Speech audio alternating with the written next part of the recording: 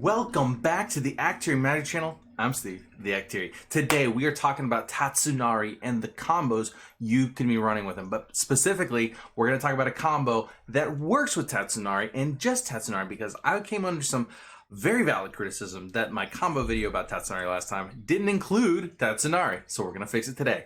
But before we get into that, I want to let you know we are sponsored by MTG On Command. MTG On Command and I have been working together since the beginning of the year. They get these really cool face plates you can put your commander in. This one's really sweet because it's got these you can see like the interior lines. I love this color. It's like almost like a red orange.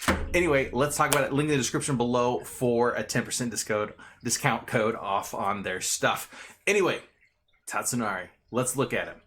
Okay, so Tatsunari is a 3-drop that whenever you cast an enchantment spell, if you don't control a creature named Kimi, create Kimi a legendary 3/3 black and green frog creature token with whenever you cast an enchantment spell, each opponent loses 1 life and you gain 1 life. So we play a spell, they drain. Pretty good. And it's each opponent. So let's look at this.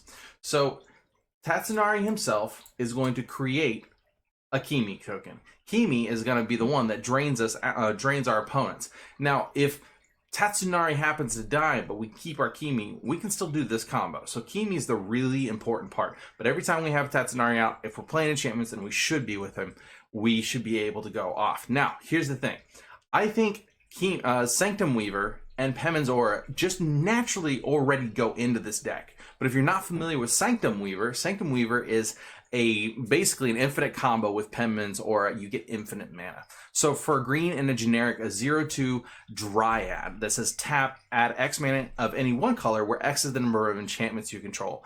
And I believe you only really need to have 2 enchantments, and Pemin's Aura and Sanctum Weaver are enough to satisfy that. So Pemin's Aura and Sanctum Weaver are just going to be good in our deck no matter what we're doing. But Pemin's Aura is a double blue and 1 generic, and it's an enchant creature, so an enchanting Sanctum Weaver. And for 1 blue, we untap enchanted creature. The rest of this stuff, okay, cool. But, Pemin's Aura will also protect our Sanctum Weaver by giving it protection from spells. But anyway, so Sanctum Weaver, we can add 3 blue or 2 blue, and then untap Sanctum Weaver with Pemin's Aura first ability. So we get to untap Sanctum Weaver and tap it for infinite mana of any color.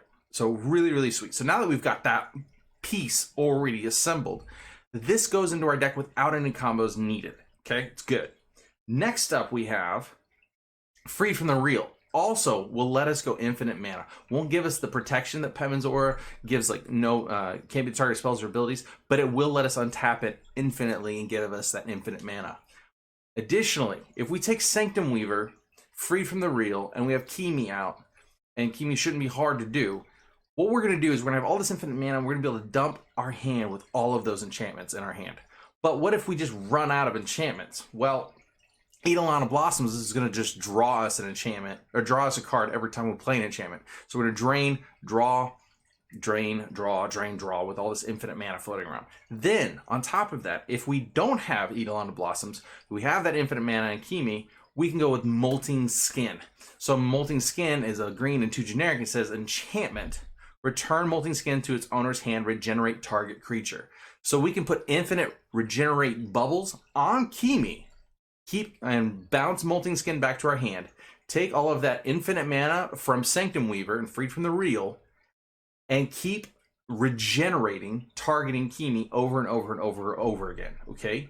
Now, that means we have got infinite drain your opponent triggers, because Kimi says each opponent loses 1 life and you gain 1 life.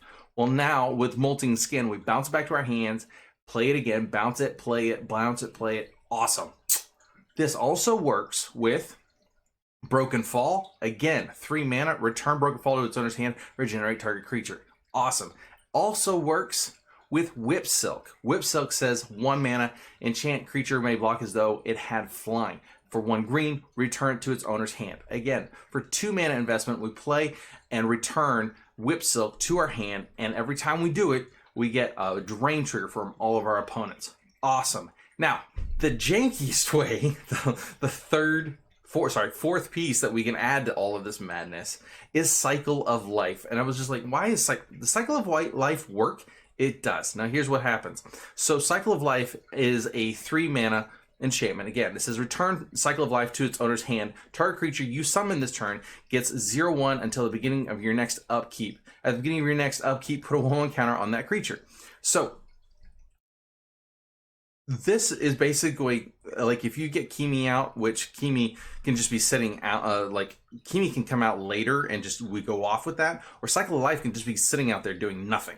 But basically, as soon as we have a new creature in the battlefield, say we've played Tatsunari, we play an enchantment, now Kimi comes into play, it's a newly controlled creature.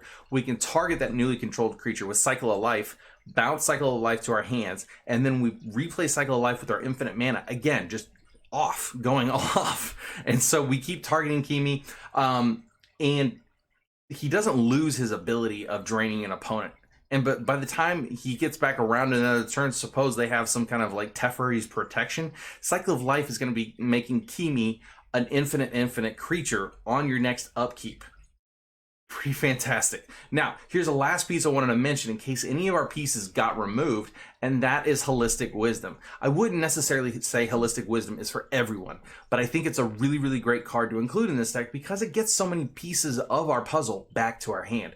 For a double green and a generic and enchantment, it says 2 generic, remove a card in your hand from the game, return target card from your graveyard to your hand if it shares a type with that card removed this way. Now, the reason I say include this is because all of those pieces, they're kind of like you've got 4 of those regenerate. So you've got 4 of like the Cycle of Life, Whip Silk, Broken Fall. You've got 4 of those, but you've only got 1 copy of Sanctum Weaver. So if it gets blown up, you want to get it back late game. You can get it back by like tossing one of these other 4 pieces, and now you get it back with Holistic Wisdom. Anyway, thank you all so much for coming out. Please like, share, comment, and subscribe. Guys, dolls, we're doing it. We're making this channel so awesome, and I appreciate it. If you guys happen to be in Fort Worth on the 9th of April, please come out and see us at the Star City Games. It's a Modern Open, I believe, but we're super excited to go out there. We're going to be at the EDH tables. We're going to have t-shirts on. We're going to be like talking about it. We're going to be giving away deck boxes, and MTG on Command is even helping sponsor that, and I'm really grateful to them and you for making this thing happen. I love you guys. Have a great one, and don't forget, link in the description. Deuces. That button.